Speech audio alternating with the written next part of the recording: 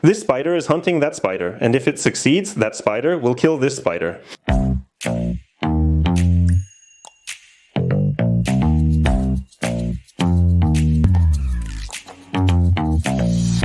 I've been receiving many requests lately to continue the series on well-known Polish spiders, both liked and disliked. On my channel, you've seen videos about the house spider, the raft spider, Poland's largest, the false black widow, and more.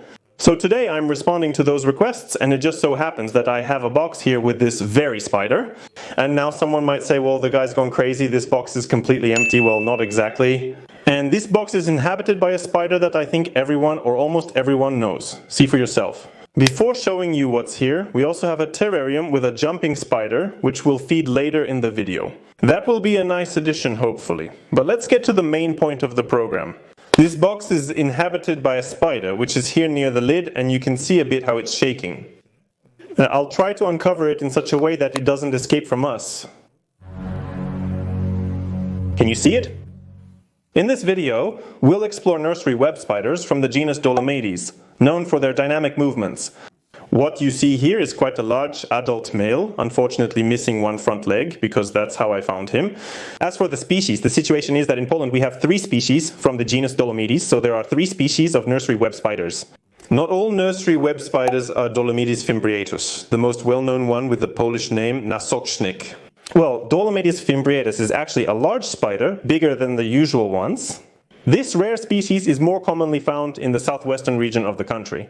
Unfortunately, I don't have the Cellar spider, whose scientific name is Pholcus phalangioides, if I recall correctly. What I have here, and this spider you see, is an adult male, most likely of a spider called Pholcus alticeps. I don't recall if it has a Polish name. If it does, I'll note it down for you here. This is the most common spider of the genus. In Poland, we also have a third Pholcus species, the small cellar spider known as Pholcus opilionoides. However, you are more likely to find it outside of buildings, and what I have here is exactly the spider that most often lives in corners, in the corners of a room. This is a spider that has a tiny body, let's say up to 0.236 inches thin legs, and that's exactly it, right? The so-called terror of house spiders. Yes, exactly, house spiders. As you may recall, I recently released a video on my channel about the giant house spider, or more accurately, the giant spider. I have a female of that species right here. This beautiful female spider and the other spider are mortal enemies. This spider hunts that spider, and if successful, will kill it. What's happening here? Well, the point is that even though the giant house spider, yes, Eratigena atrica, as the name suggests, is bigger, it's a much more strongly built spider, much bigger, much stronger than this little runt here, who has thin legs and can barely stand on them.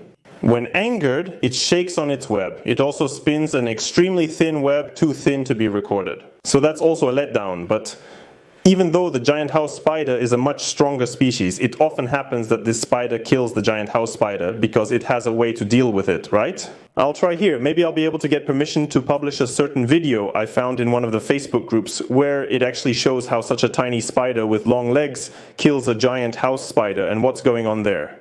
Generally, these spiders, so to speak, are not visual creatures, which means that if they sense the vibrations of such a spider, whose vibrations are not hard to detect since this spider is quite large, yes, we're talking about the giant house spider here, then the small spider knows where the giant house spider is, and it's very easy for it to sneak up on the giant house spider.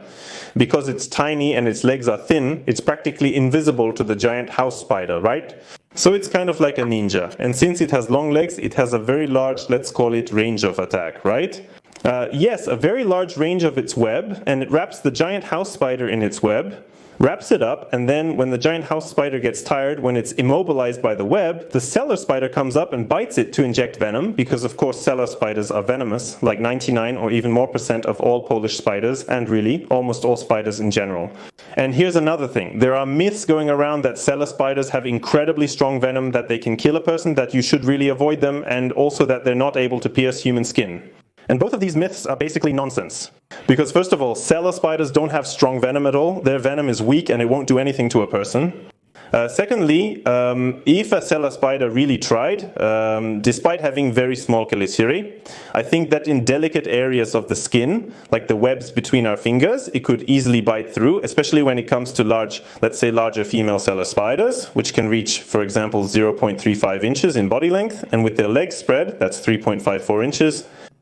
So it's not like this specimen is particularly big. No. It's, well, average. Let's call it that.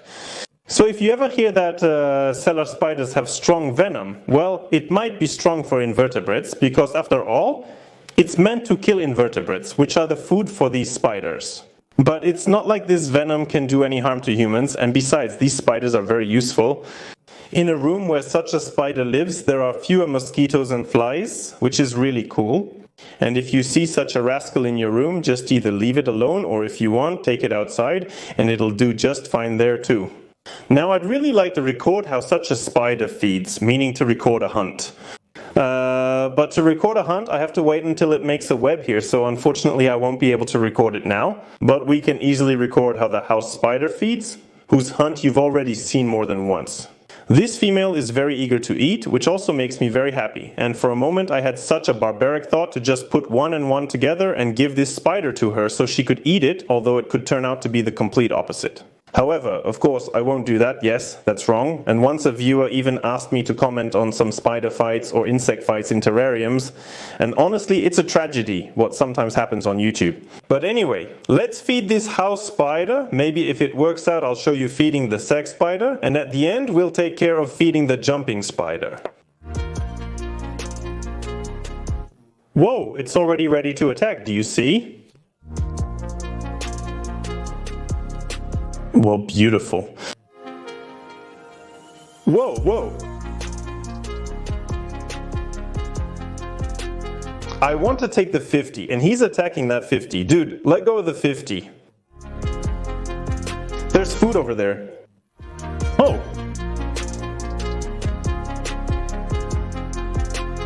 Great.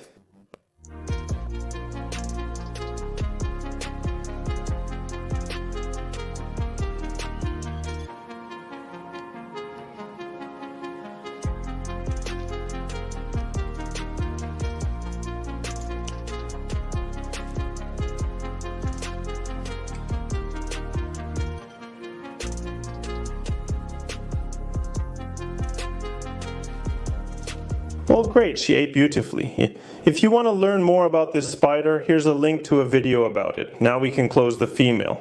Now let's get to what? The jumping spider, yes, he's standing there behind the macro lens. There we go, this jumping spider is definitely hungry, he's post-molt. This is a male, I'll try to record some cool footage of him feeding, that'd be great. Alright, first of all, I need to lure him out a bit because he's hiding in his little burrow. I think we'll use a cockroach as bait.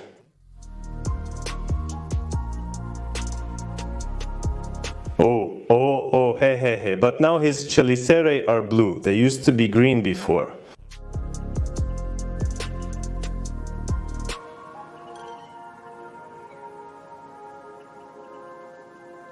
What, you're not tempted, but you wanted it before. What are you up to?